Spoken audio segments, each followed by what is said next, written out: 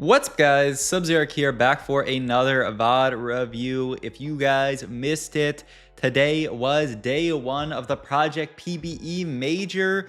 And look, if you guys haven't been paying attention when I've been yapping about this is an insanely stacked tourney. So these were our top 24 today. You have people like Dizzyland, who's rank 1 Vietnam, Taro, who's a fantastic Japanese player, Cash from Brazil. You know, these are players that like maybe you kind of know, but like Michael from LAS, you have Marcel P, Title, the two-time world champion, YBY1. Like, these are crazy names playing in this PBE tourney that Kai set up. I don't know. It's so cool to see where it's gone from Kai just kind of like setting up this idea to like this is like an international tournament. These are world's levels lobbies. I mean, some of them maybe you can say better than world's levels lobbies based on the competition, but these are insane lobbies is all I'm saying. And day one was really insane. The standout to me is YBY1 not making it after starting the tourney off going 1-1-1. This guy went 1-1-1, 8-6-8, and just barely 1 point off, didn't make it. Like, why did you have to do this? It would have been so hyped to see you in finals. But we do have an insane finals. A few Japanese players, Kaito and Title, Marcel P, repping NA, Gobosteur from EU, along with Hypno from EU, and then 3 Chinese players, Lin Chin, Laohao, who's a different player than Hao, and Chiue. So it's a stacked final lobby. I wanted to do a VOD review from day one. Full disclosure, I probably would have done YBY1 had he made it, but there's also another really cool, crazy storyline. Gobster from EU West, so if we scroll over and find his scores, he started the day off 8th. He went 8th, and then went 1-1-2-2 to make it in 4th place overall. That is crazy. This man giga locked in. So I thought, you know what? Let's do a VOD review of one of his games. He also played a really cool reroll comp that I haven't really had time to yap about. So I'm excited to just kind of take a look at this game. But yeah, I mean, I had a fantastic time. I co-streamed this event with Kai. I will be co-streaming tomorrow. Tomorrow starts at 10 a.m. Eastern time. So if you guys want to watch a checkmate finals with some of the best players in the world play PBE, like if you're like trying to get a leg up on the competition and learn the meta before it goes live, this is so good. I feel like I learned so much watching it today about just all the comps that are viable and all the conditions to play them. And you know, this is one that I actually... This comp that Gobo played this game is not one that I got to really... I didn't get to watch this game in real time. I don't think we were watching this lobby, but it's another one that I want to learn from because, I mean, live is coming very soon. It's on Wednesday, so you gotta get your reps in, gotta get your... Oh, what? Okay, maybe... hopefully... It only lags that one time there. Hopefully. All right. First augment here, 10,000 IQ, no scout, no pivot, scapegoat. 10,000 IQ I really like as an augment. And I think there's maybe an argument for taking it here and just playing full loss streak from this spot. It's really good if you have like a Cypher opener, obviously. You can get Cypher and this 10,000 IQ in on level 4 and then just start farming full items and Cypher stacks. It's disgusting. Scapegoat's never one that I'm excited for. No scout, no pivot. The times that I've seen this pop off the most are, I saw today somebody played it with Nitro Reroll, though there is a little kind of a bug with this in Nitro Reroll that, shout out to Kana, actually, the person who's like, she's a mod in a lot of TFT streamers, like chats and things like that. She actually told me that there's a bug with No Scout, No Pivot and Nitro, where when your T-Hex like evolves from the bug into the T-Hex, that guy loses all their No Scout, No Pivot stacks. But this is the line that we end up taking in this game. Category 5, and we slam this on a Kog'Maw. We started the game with a Kog'Maw 2. We have 5 Kog'Maws now. And yeah, it is going to be a Category 5 Kog'Maw reroll game. So this, I would say, is a bit more of a niche comp. It's something that like some people have obviously like had some experience with. More and more people have been playing it, but it's really not one that feels like on the S tier, like the top tier, everybody's playing it reroll comp. You know, the really S tier ones I feel like are like Twisted Fate reroll that we've seen a lot of, this Nitro reroll comp, Vayan reroll, Executioners reroll. I feel like those are the ones that are like really top tier, and I hope I'm not forgetting any. Veigar rerolls up there as well, maybe like a tier like 1.5. And this feels like a solid... In my head, based on how much I've seen this play, like I've barely seen people play this, so it feels like a solid tier below. I will say, if there were ever a game to play Kog'Maw Reroll, 7 Kog'Maws by 2-3 is certainly a setup. So yeah, the other piece of this is, if you guys haven't played around Kog'Maw yet, Kog'Maw is the exact same Kog'Maw from last set, except he's AD. So he casts, he gains attack speed, and he gets on hit physical damage instead of on hit magic damage. So literally the exact same Kog'Maw, except you want to deal physical damage with him. He also kind of has similar traits. Like Boombot is almost in some ways like the snipe, or not, the automata trait, and then rapid fire is like kind of not really sniper, but like kind of. In any case, have to imagine, yeah, we will take a cloak here to go for Renans. I want actually to pull up a stats check here. By the way, somebody let me know that Tactics.tools also has Explorer for this set. You just have to go up here to game mode and type PB. So I just wanted to throw Kog'Maw 3 into the planner here. Well, probably not Kog'Maw 4, and just get a sense for like itemization, because I know stuff like Renans is really, really great. Yeah, Renans looks like its best item. Honestly, with Category 5, this is probably the best build. Renans, Gwinsu. Gwinsu, Renans actually is a lot worse stats, interestingly enough. Yeah, it almost seems like, yeah, you really, really, really, you don't want Gwinsu on this unit for whatever reason. Huh, that's pretty surprising to me. I mean, even, I'm shocked that something like this has better stats than just Gwinsu something else, but I mean, huh. This is odd to me. I'm really surprised about the stats. I want to delve into this more, but obviously Renans, Gwinsu is like this, and then Gwinsu, Renans. Like, I'm so shocked. Here, let me just throw this into planner. Like, if you have a Renans plus a Gwinsu, the stats are telling me that you don't build another Gwinsu, that there's such a thing as too much attack speed on this unit. This is interesting. Let's go pull up Kog'Maw's numbers. Actually, yeah, I mean, it's 50% attack speed. Okay, honestly, well, I want to do a little comparison of this set Kog'Maw. It's only 25. Yeah, and the other big thing is that this is not stacking attack speed like Kog'Maw. So like the difference here is that this is attack speed for the rest of combat. It also gets extra range, but that doesn't really matter. Whereas this Kog'Maw, it's only for the next 5 seconds. So that's actually like a kind of a huge difference between the two, aside from the AD versus AP split, obviously, where I guess, yeah, okay, it makes more sense that you wouldn't really want super Gwinsu on the setup, because this Kog'Maw, you can play him almost as like a burst damage carry. Obviously, he's not a caster, he's an auto attacker, but I mean, your goal is to get to that first cast, go pew pew pew, and ideally you kill people before 5 seconds are up, because once 5 seconds are up, Kog'Maw gets a lot weaker. So, okay, that actually makes a lot of sense. So good to know that. I mean, looks like in the stats that one Gwinsu is quite good on Mr. Kog'Maw, but aside from that, like a second one, and honestly, like, we can, do I still have my planner open? Yeah, I'm going to throw this. Let me pull this over here so I can show you guys planner, because the one other thing I was thinking, if you have Renans,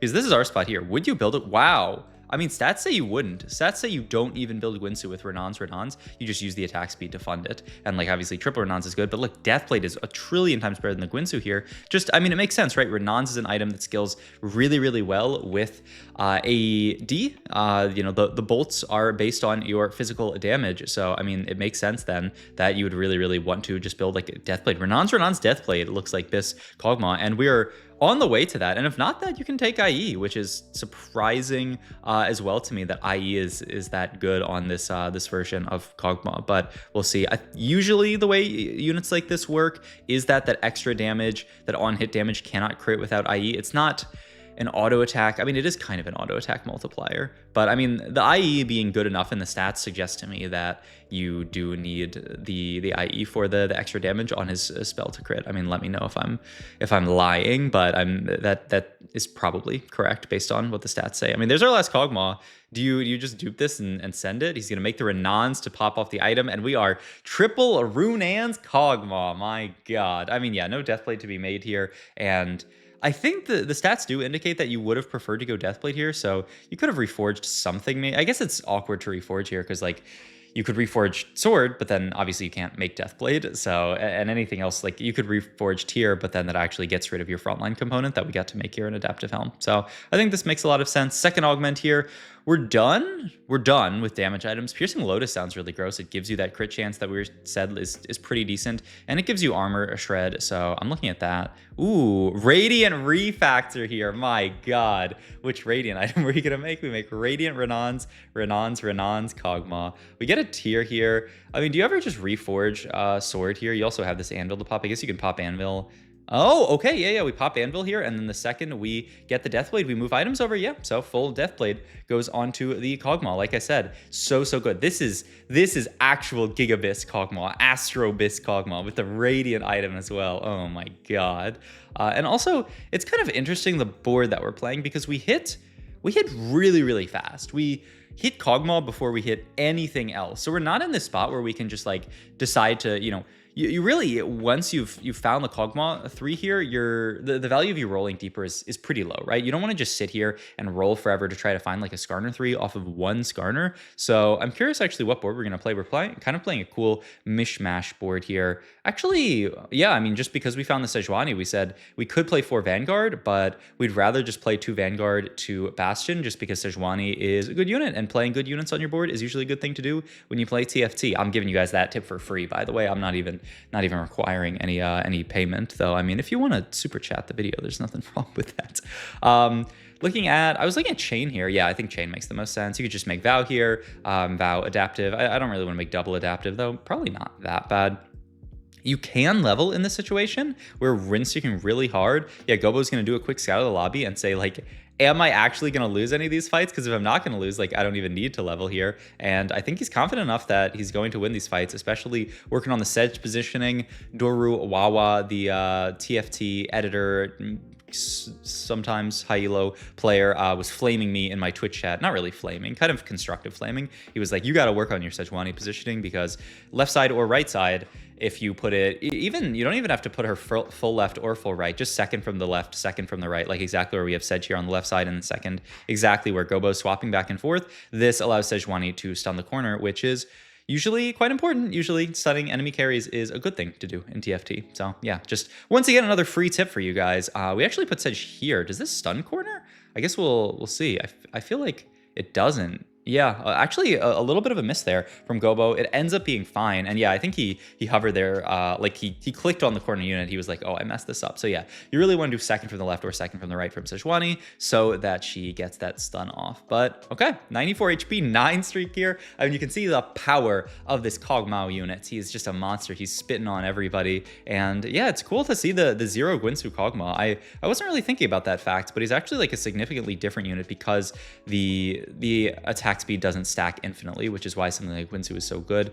Gwinsu's still going to be solid, though. We end up making it here just to throw into our secondary carry, who is probably going to be Zeri on this board here. We have a decent amount of gold, but looks like we're just saving our gold for next round. We're gonna, oh wow, wait, really? Move the Gwinsu over to Kog'Maw over the second Runons? I think the statistics say you wouldn't actually want to do this based on what we were looking on earlier. Remember when we were looking at the stats for Renan's, I guess you could look at like Renan's Deathblade.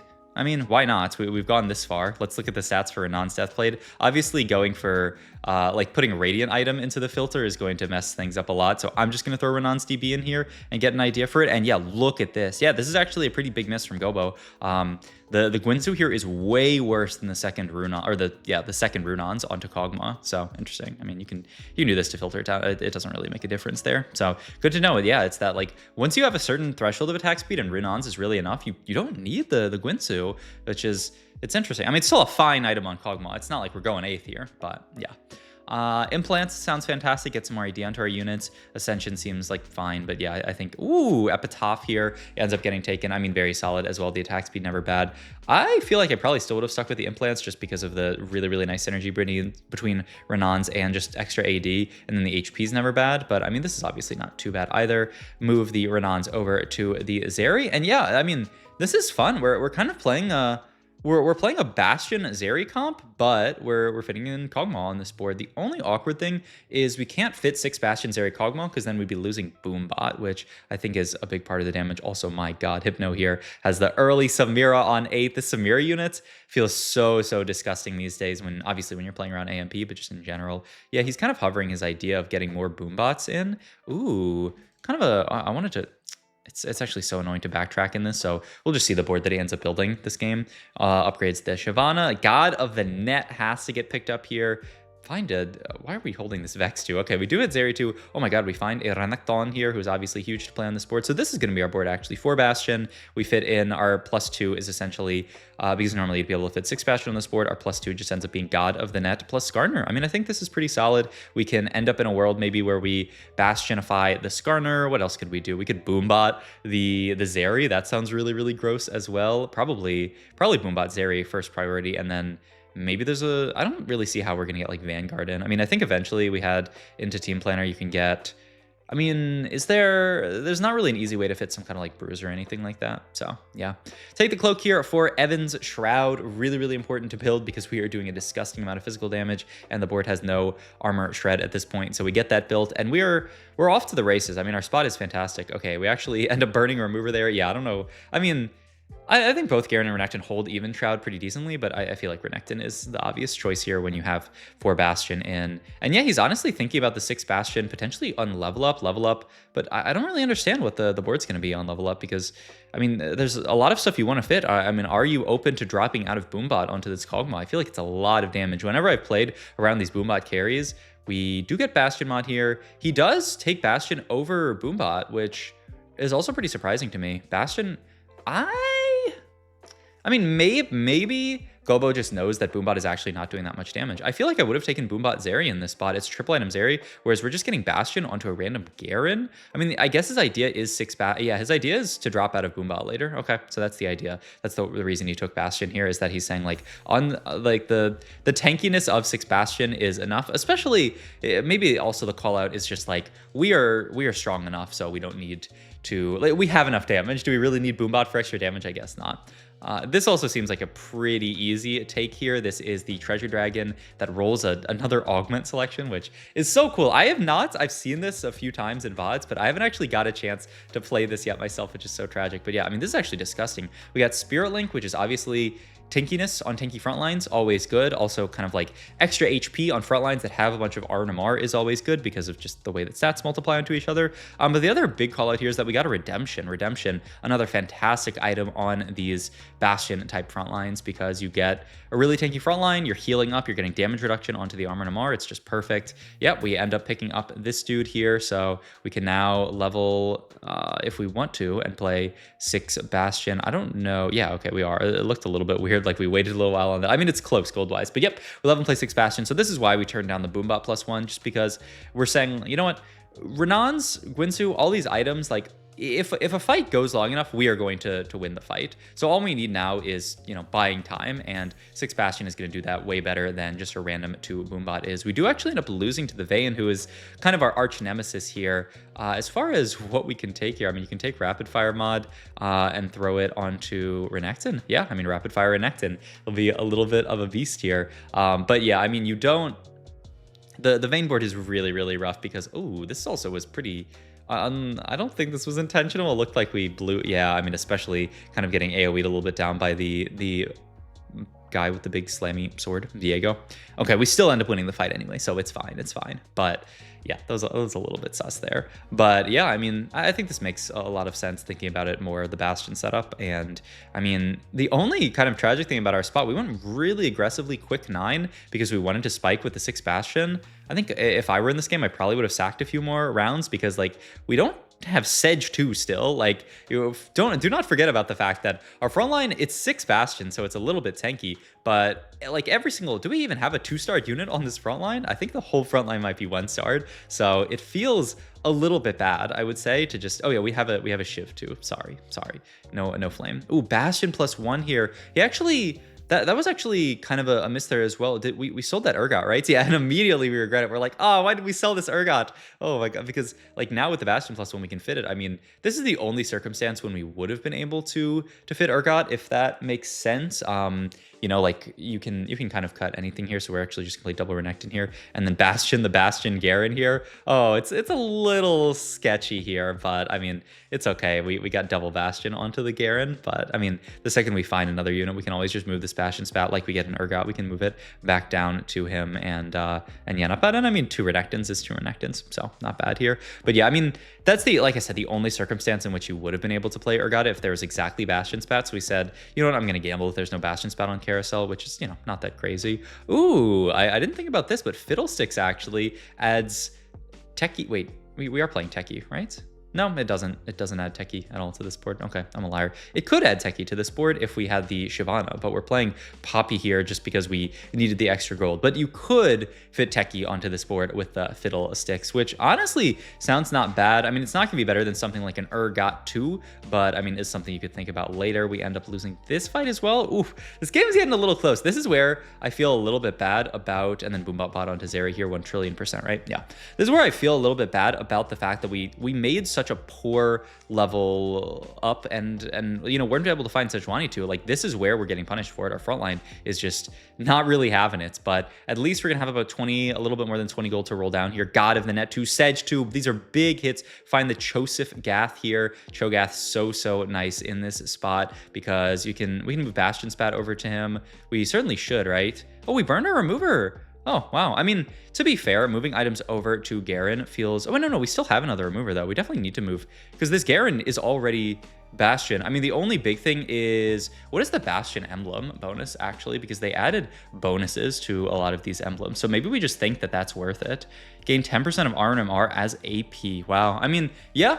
I could see it, honestly. Just saying, you know what? It's better to get that bonus than Bastion, a random Cho'Gath, who cares? Yeah, they added a lot of these like bonuses to the pans for whatever reason. I'm not sure why, but whatever the pan emblem is, they have like some kind of crazy like bonuses, like the Executioner one. I did a game on my it's probably on my VOD channel at this point because it was a tuber for sure, where the Executioner ignores, like, crits ignore 40% of armor and MR or something. It's kind of crazy.